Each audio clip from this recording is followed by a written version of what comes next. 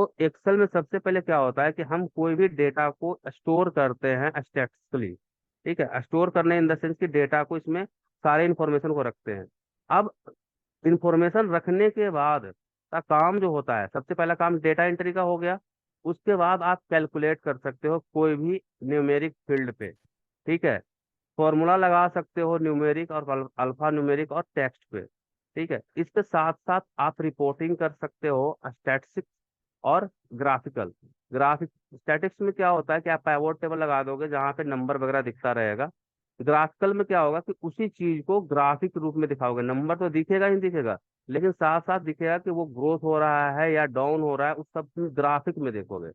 इसके साथ अगर आप इतना सीख लेते हो, उसके बाद आता है बड़े बड़े कैलकुलेशन को, बड़े बड़े जो भी कैलकुलेशन होगा उसमें फॉर्मूला वाइज आप उसको अलग अलग कर सकते हो। उसमें बहुत सारे फॉर्मूले, 500 से प्लस फॉर्मूले हैं इसमें, जिसमें मैं आपको 100 प्लस फॉर्मूले कवर करूंगा। वो भी एडवांस लेवल का फॉर्मूला बताऊंगा कि एक फॉर्मूले को दूसरे से कैसे कनेक्ट करते हैं, इसके साथ बताऊंगा। तो ये हो गया आपका फॉर्मूला। इसके साथ आप इतना सीख लेते हो तो इसे ऑटोमेट करने के लिए माइक्रोसॉफ्ट ने वीबीए नाम का प्लेटफॉर्म इसी में डाल रखा है। तो आप उसे ऑटोमेट कर सकते हो, जिसके बारे में मैं नहीं बताऊंगा इस क्लास में। अगर आपको कभी क्लास लेनी होगी इस चीज के लिए, तो क्लास ये एक्सेल खत्म होने के बाद, मतलब कि जब खत्म हो जाएगा, क्योंकि मैं भी उसमें बिगिनर हूँ, मैं धीरे धीरे सीख ही रहा हूँ। तो वो हम दोनों मिलकर सीख लेंगे, जिनको भी सीखना रहेगा। तो वीबीए होता है वो ऑटोमेट होता है। ऑटोमेशन जब भी कोई बात करे तो ये बोलो कि रेगुलर बेसिस पे जो काम हम डुप्लीकेट वाला काम करते हैं, काम का डुप्लीकेट, डेटा डुप्लीकेट नहीं, काम डुप्लीकेट करते हैं। लाइक एक कहीं कोई प्लेटफॉर्म है, वहां से कॉपी कर रहे हैं, एक्सेल में पेस्ट कर रहे हैं, उसे फिल्टर कर रहे हैं, उसे नए नए सीट में पेस्ट कर रहे हैं। तो ये, और ये डेली के बेसिस पे है। तो ये हम काम को डुप्लीकेट कर रहे हैं, डेटा डुप्लीकेट नहीं है। हो सकता है कल अलग डेटा हो, आज अलग डेटा हो, लेकिन हम वर्क को जब डुप्लीकेट करते हैं तो ऑटोमेशन कर सकते हैं उस चीज पे। अगर यूनिक वर्क होगा डेली का तो उसे ऑटोमेशन करना बेकार है। तो हम ये भी कर सकते हैं।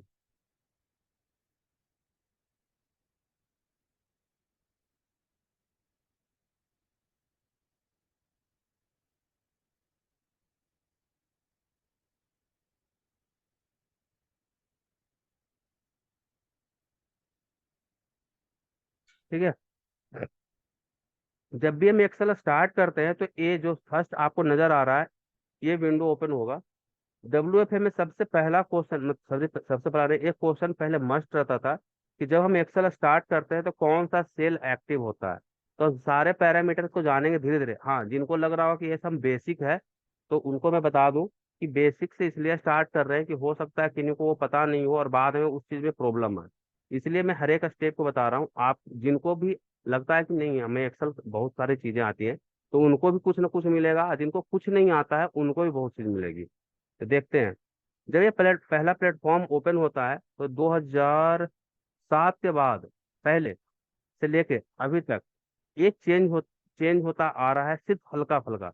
लेकिन 7 से पहले, 2007 मतलब 2007 ईस्वी नहीं, वर्जन आपका ऑफिस 2007 से पहले ये जो होता था बाइनरी फॉर्मेट में होता था। उसमें फाइल वगैरह रहता था, जैसे स्टार्टिंग में फाइल नजर आ रहा है ना, तो ये फाइल रहता था जो कि ऐसे लिस्ट वाइज खुलता था। लेकिन 2007 के बाद, 2007 और उसके बाद ये बाइनरी फॉर्मेट से हट करके XML फॉर्मेट में आया है। तब से टैब फॉर्मेट में आ गया है। होम पे क्लिक करोगे और टैब फॉर्मेट में सबसे बड़ा बेहतरीन चीज जो है हमारे सामने आई है, वो ग्राफिकल रूप में आपको नजर आएगा। जैसे आप होम पे क्लिक करो तो आपको सारा चीज ना फोटो के नजर में आइकन के रूप में नजर आते रहा। पहले लिखा हुआ रहता था, कट कॉपी पेस्ट, आइकन वगैरह कुछ नहीं रहता था। अब यहाँ सारा चीज ऊपर दे दिया है। आपको जो कुछ नजर आएगा वो साफ साफ साफ दिखता रहेगा। तो इसमें बाय डिफॉल्ट 7 टैब होते हैं। होम, इंसर्ट, ड्रा अब नया आया है, 1 2 3 4 5 6 और 7। हाँ, home, insert, page layout, formula, data, reviewer, view, इसे टैब बोलते हैं। इसमें जो नया इंक्लूड हुआ है 10 के बाद, 2010 के बाद, वो बहुत बेहतरीन हमें लगा। ये जो सर्च का ऑप्शन है, ये अल्ट क्यू से स्टार्ट होता है। इसमें क्या है कि अगर आपको कोई भी ऑप्शन ढूंढना हो ना इसमें, जैसे मान लो कि हमको, मुझे पता है कि फिल्टर लगता है, ठीक है, फिल्टर से काम हो सकता है, लेकिन ऑप्शन पता नहीं चल रहा है या जगह नहीं पता चल रहा है कि किस टाइप में होगा, तो आप इसमें लिख दोगे ना FIL। देखो, फिल्टर का सारा ऑप्शन आ गया। तो आप ऑप्शन को भी ढूंढ सकते हो, जैसे कंडीशनल फॉर्मेटिंग हमें मिल नहीं रहा है तो आप कंडीशनल फॉर्मेटिंग इसमें सर्च करो, वो मिल जाएगा। ठीक है, तो जितना भी आप ऊपर सर्च करोगे ऑप्शन भी मिल जाएगा, आपको बार बार कहीं जाने की जरूरत नहीं है। अगर नहीं मिल रहा है तो जिनको हैबिचुअल हो रखे हैं कि नहीं ये चीज़ हमें डेटा में मिल जाएगा, ये हमारा फॉर्मूला में मिल जाएगा, यहाँ मिल जाएगा, तो उनके लिए तो कोई बड़ी बात नहीं है। जिनको नहीं पता है, सिर्फ ऑप्शन पता है कि कंडीशनल फॉर्मेटिंग से काम हम कर सकते थे, तो हम यहाँ से सर्च कर सकते हैं। ये क्लियर है? एक बार रिपीट करना सर। हाँ, जैसे कहने का मतलब है कि हमारे पास बहुत सारे ऑप्शन है, जैसे होम में आपका cut, copy, paste, fount, alignment, ये सारा चीज दिया हुआ है। डेटा में आएंगे तो डेटा में अलग अलग ऑप्शन आ जाएगा। ठीक है, फॉर्मूला में अलग आ जाएगा, रिव्यू में अलग आ जाएगा। अब मान लो कि हम ना कोई ऑप्शन ही भूल गए कि किस में है, हम चेक कर रहे हैं कि पेज लेआउट में मिलेगा, कि फॉर्मूला में मिलेगा, कि डेटा में मिलेगा। और हो सकता है कि वो हाइड लेवल में हो, आपका स्क्रीन छोटा हो तो हाइड लेवल में, जैसे ये डेटा वैलिडेशन है, सिर्फ सिर्फ आपका आइकन नजर आ रहा है। ठीक है, अब आपको मिल नहीं रहा है, तो आपको कुछ नहीं करना है, इसमें जा करके सर्च कर लेना है, डेटा वैलिडेशन आ गया। ठीक है, तो इस ये बहुत अच्छा चीज हमें लगा, क्योंकि ना क्या होता है कि जो 2003 2004 पहले सीखे हुए रहते हैं ना, उनको ढूंढने में टाइम लगता है कि कहाँ पे होगा। उनको ऑप्शन पता रहता है किस ऑप्शन से काम हो जाएगा, लेकिन उनको प्लेस पता नहीं रहता है कि ये ऑप्शन किस प्लेस पे रखा हुआ है, किस प्लेस पे स्टोर कर दिया है। तो ये हो गया। उसके बाद यहाँ पे है आपका ये जो है सेव का ऑप्शन है, ये आपका अंडू का ऑप्शन है। सॉरी, हाँ, ये अंडू का ऑप्शन है, ये रीडू का ऑप्शन है। अंडू और रीडू में क्या होता है कि आप कोई भी काम कर लिए, ठीक है, जैसे आपने ये काम किया और ये डिलीट कर दिया आपने, लेकिन डिलीट नहीं करना था, हमने मिस्टेकली ये डिलीट कर दिए। तो अंडू का मतलब होता है कि जो डू किया है उससे एक स्टेप बैक जाना। तो कंट्रोल जेड कर देंगे, ठीक है, तो वो बैक कर देगा। और उसका ऑप्शन ये है, यहाँ से आप क्लिक कर दो या कंट्रोल जेड कर दो। लेकिन आपने क्या किया कि बहुत सारे एक्शन को बैक कर दिया, control Z Z Z Z करते करते बहुत पीछे आ गए। ठीक है, लगता है आप लोग को सफिशियंट नजर आ रहा है ना, सब ठीक ठाक? हाँ ठीक आ रहा है। ठीक है,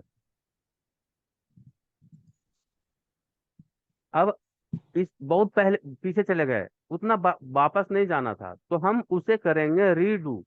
ठीक है, जो हमने अंडू किया है उससे वापस आने के लिए हम रीडू करेंगे, वो होता है कंट्रोल बाय। ठीक है, मतलब कि हो सकता है कि आपने control Z Z Z Z Z बहुत बार प्रेस कर दिया और वापस चले गए, बहुत पीछे चले गए, और आपको लगा कि नहीं नहीं यार इतना तो नहीं पीछे जाना चाहिए था, तो आपने इसे रीडू करके वापस आ सकते हैं। ठीक है, अब इसके बाद हम बताते हैं इस चीज में, फाइल में इंटर होने से पहले, यह फाइल है, इसमें इंटर होने से पहले आपको बता देते हैं कि जो हम एक्सेल जो हम पढ़ रहे हैं, जो भी सीख रहे हैं अभी, एक्सेल का एक्सटेंशन नहीं जानते हैं। हम लोग एक्सेल का एक्सटेंशन नहीं जानते हैं, डायरेक्ट कंट्रोल एस करते हैं, जो भी सेव करना जानते हैं वो बहुत क्या करते हैं, लोकेशन अपना सिलेक्ट करते हैं और सेव कर देते हैं। तो एक्सेल का एक्सटेंशन क्या होता है, एक्सटेंशन से हम क्या समझते हैं, अभी आपको यहाँ पे दिख रहा होगा XLSX। ठीक है, ये होता है एक्सेल सीट, और एक्स क्यों लगा हुआ वो बताएंगे बाद में। ये है XLSX। ठीक है, इसका मतलब हुआ एक्सेल सीट। आप इस पे क्लिक करोगे तो एक लिस्ट खुल जाता है। अब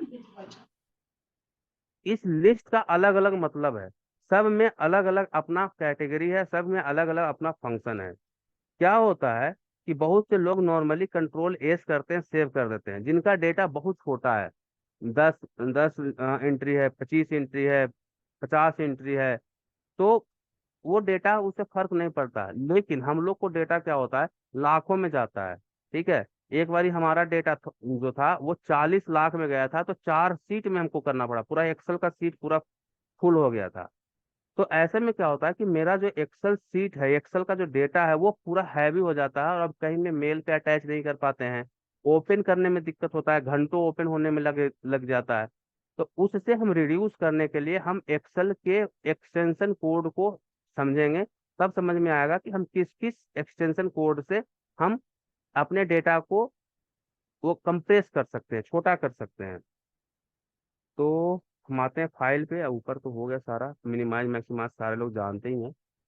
फाइल में आते हैं। पहले हम सेव इसलिए बता रहे हैं कि न्यू ओपन हम बताते हैं क्या क्या है। सेव इसलिए बताते हैं कि इसमें ज़्यादा इंटरेस्ट लगेगा, कि आप लोग को कुछ नया चीज़ सीखने को मिलेगा।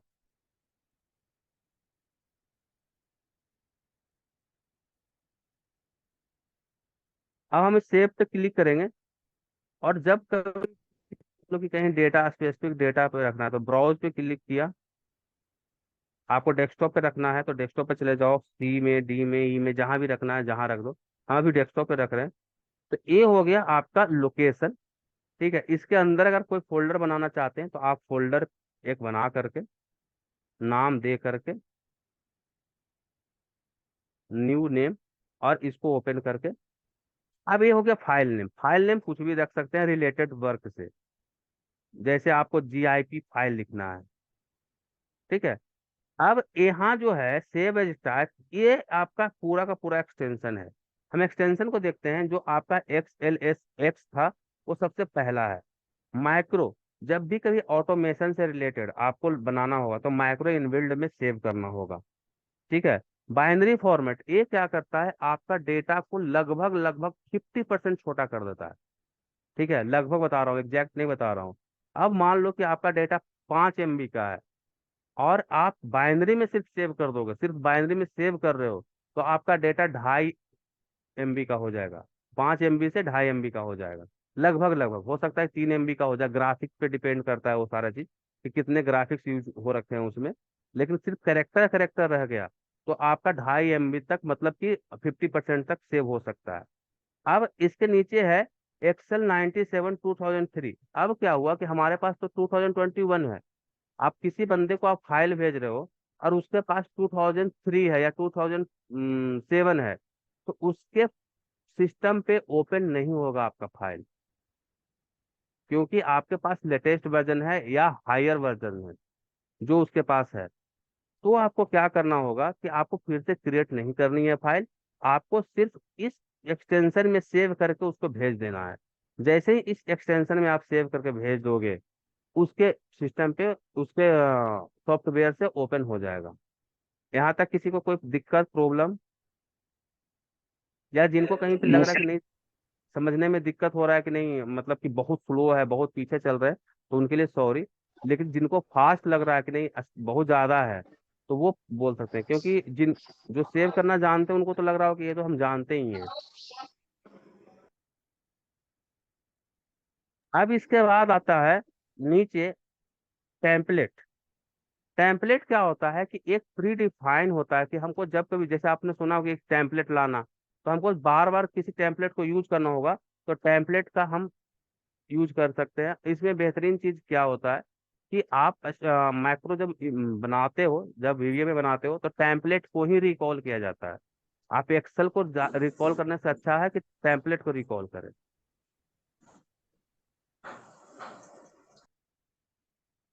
ठीक है। अब नीचे, थोड़ा नीचे आते हैं, CSV फाइल। जब कभी भी आप देखते होंगे वेब पेज से डाउनलोड करते हैं कोई फाइल को, CSV फाइल होता है।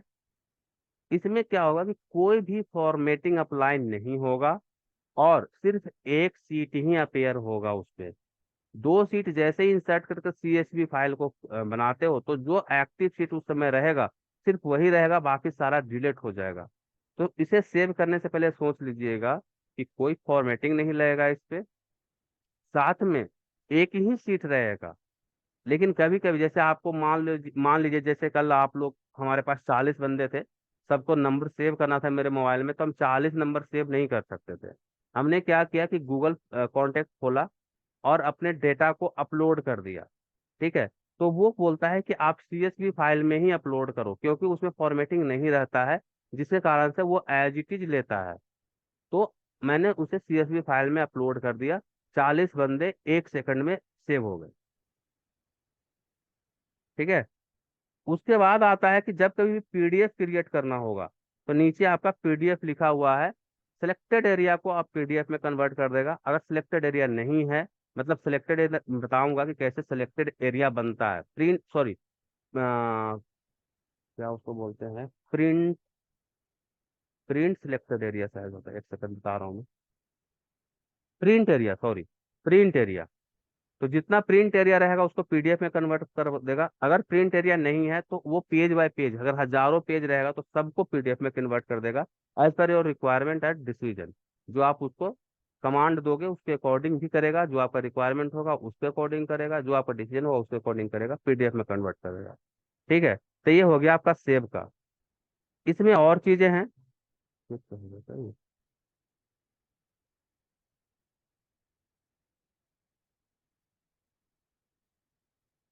आप जब आप सेव करते हो,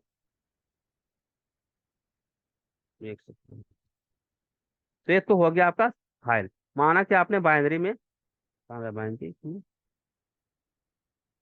ये। अब यहाँ पे आता है कि हो सकता है कि आप जब सेव कर रहे हो,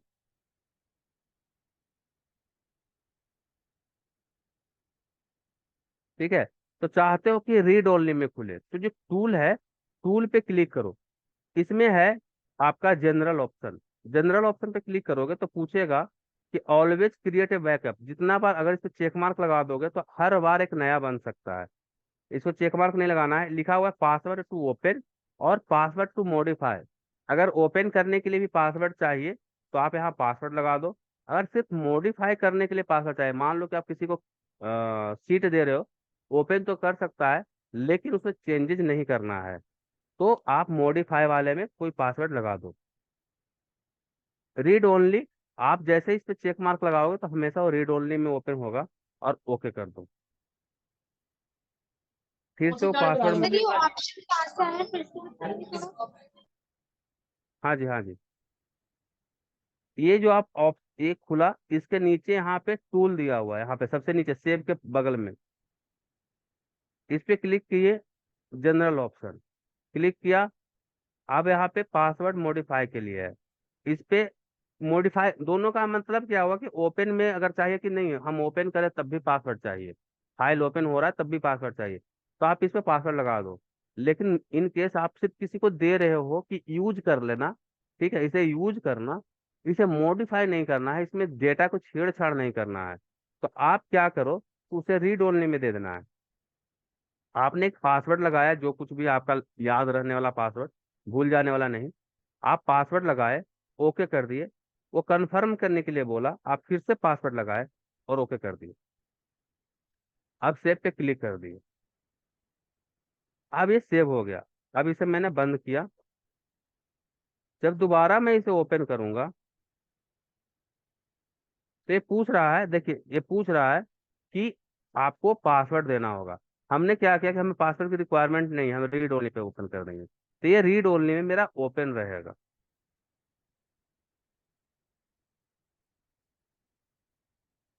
ठीक है, रीड ओनली नजर आ रहा है आप लोगों के, रीड ओनली में है, ये देखो रीड ओनली में है।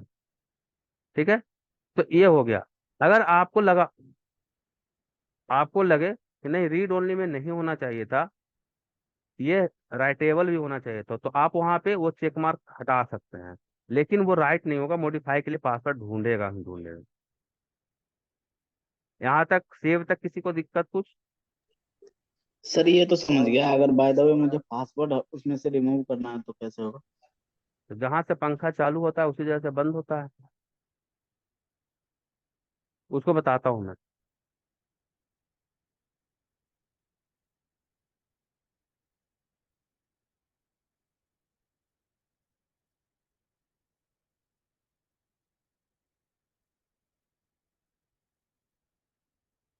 ठीक है, पासवर्ड लगाना सीख गया ना, इसे बताता हूँ अभी। पासवर्ड में कोई दिक्कत, लगाने में कोई दिक्कत, ओके। हटाने के लिए बता रहा हूँ मैं। Okay sir. अब हम आते हैं, फिर से स्टार्ट करते हैं, फाइल पे क्लिक करते हैं, सबसे पहला ऑप्शन आता है होम का, जो कि आपको दिख रहा है।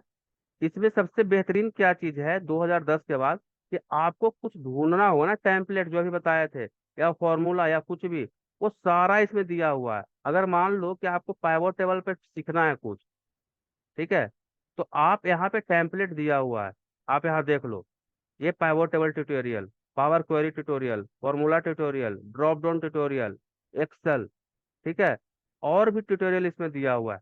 मोर टेम्पलेट पे क्लिक करोगे तो बहुत सारा चीज, जैसे बाय द वे कभी कभी क्या होता है, किसी ऑफिस में कैलेंडर बनाने के लिए आता है कि हमें शेड्यूल करना है कि इस दिन में हम क्या क्या कर रहे हैं। आप ये कैलेंडर को सिलेक्ट करो, क्रिएट करो, आपके पास एक कैलेंडर मिल गया। आप इस पे जो कुछ भी लिखना है आप लिख सकते हो। सामने वाले को लगा अच्छा कैलेंडर तो अच्छा बना लिया यार, हमने कितने देर में काम किया, सेकंड में। लेकिन सामने वाले को लगा कि वाह बहुत अच्छा चीज है। अब यहाँ पे आप चेंज भी कर सकते हो, वहाँ पे इसमें जितने भी टेम्पलेट होते हैं वो लगभग लगभग फॉर्मूला बना हुआ रहता है। जैसे संडे स्टार्ट है, पहला दिन हम संडे को मान रहे हैं, नहीं मन है, मंडे से स्टार्ट होना चाहिए, तो मंडे से आपका कैलेंडर यहाँ बन के तैयार है। सब में फॉर्मूला लगा हुआ रहता है, आप क्लिक करोगे तो फॉर्मूला, अगर सीखने का मन होगा तो ऊपर फॉर्मूला लगा हुआ है, आप देख रहे हो कि क्या फॉर्मूला लगा हुआ है। नहीं सीखने का मन है, मैं सिखाऊंगा कि कैसे कैलेंडर बनता है, ठीक है। लेकिन ये आपका टेम्पलेट है, आप किसी को देना चाहते हो पूरे महीने का टेम्पलेट बना के दे दिए। ये तो एक एग्जाम्पल हो गया। आपको कुछ और भी नया चीजें सीख इसमें देखनी हो तो आप ढूंढो मोर टेम्पलेट में। यहाँ बजट रिव्यू है, यहाँ पे कंपनी नेम का कुछ क्या बोलते हैं, इनवॉइस वगैरह बनाना है। आप दुकानदार हो तो इनवॉइस वगैरह बनाने के लिए यहाँ पे दिया हुआ है, यहाँ पे कि कैसे कैसे आप, ये बना हुआ है, तो इसमें दिया हुआ टेम्पलेट। तो ये हो गया। अब आते हैं न्यू में। न्यू में जैसे क्लिक करेंगे तो आपका ब्लैंक वर्कबुक ओपन करने के लिए है, बाकी सारा न्यू में क्या क्या आप खोल सकते हो टेम्पलेट है, ठीक है। अभी तक किसी को कोई क्वेश्चन यहाँ तक? No sir. न्यू का पैम्पलेट होते हैं शॉर्टकट की उनमें हम होता है अपने ब्लैंक डाटा, वर्कबुक ओपन हाँ जी। जो पैम्पलेट्स वाले जो फाइल्स होती हैं उनमें हम अपने डेटा फिल कर देते हैं, मतलब फॉर्मेटिंग होती है उसमें कर सकते हैं ना, और बाकी प्लेन में हम खुद का फॉर्मेट डेवलप कर सकते हैं, है ना। हाँ, टेम्पलेट जो होता है, टेम्पलेट का मतलब होता है डिजाइन। आप जाकर जाते हैं किसी दर्जी के पास तो टेम्पलेट दिखाता है आपको कि ये आपका टेम्पलेट है, इसी के अकॉर्डिंग आपका ड्रेस बनेगा।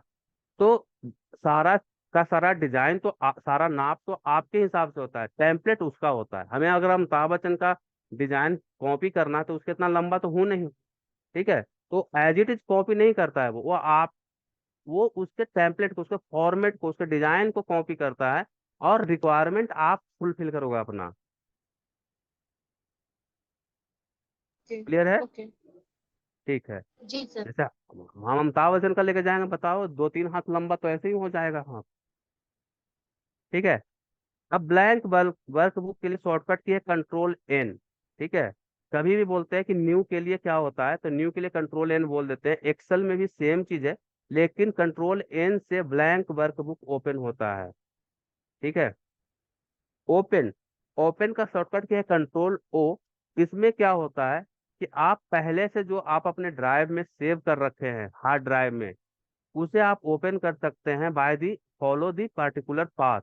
आप जिस पाथ पे सेव किए हैं उसको फॉलो करोगे, आपका ओपन होगा। इंफॉर्मेशन, इंफॉर्मेशन में वो सारा चीज आपको दिखाएगा जो इस एक्सेल से रिलेटेड है। जहाँ की प्रॉपर्टी दिखा रहा है, टाइटल दिखा रहा है, टैग दिखा रहा है, सारा चीज दे सकते हो। कब इसे बनाया गया है, कब लास्ट मॉडिफाई किया गया, कौन ऑथर है, वो सब दे रहा है। अब निखिल का एक क्वेश्चन था कि हम पासवर्ड कैसे हटाएंगे, राइट। अरे हाँ सर, पासवर्ड कैसे रिमूव कर? तो ये जो प्रोटेक्ट वर्कबुक दिख रहा है ना, इस पे आप इंफॉर्मेशन के अंदर में ड्रॉप डाउन है, इसमें है इनकरेक्ट विथ पासवर्ड। इसको आप क्लिक करोगे तो आप, एक सेकंड,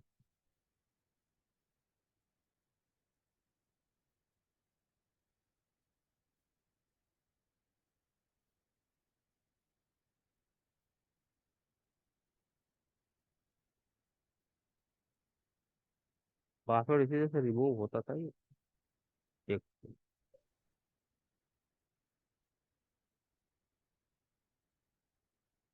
ओके।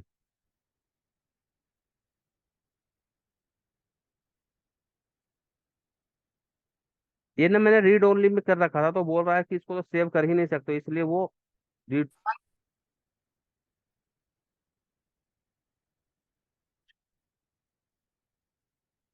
हाँ, आप इसे पहले पासवर्ड से ओपन करोगे, ठीक है, मैंने पासवर्ड से इसे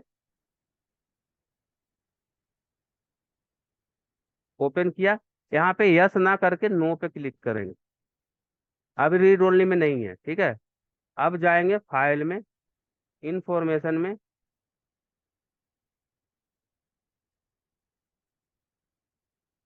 पासवर्ड है दिख क्यों नहीं रहा है, इनकरेक्ट तो दिखा रहा है।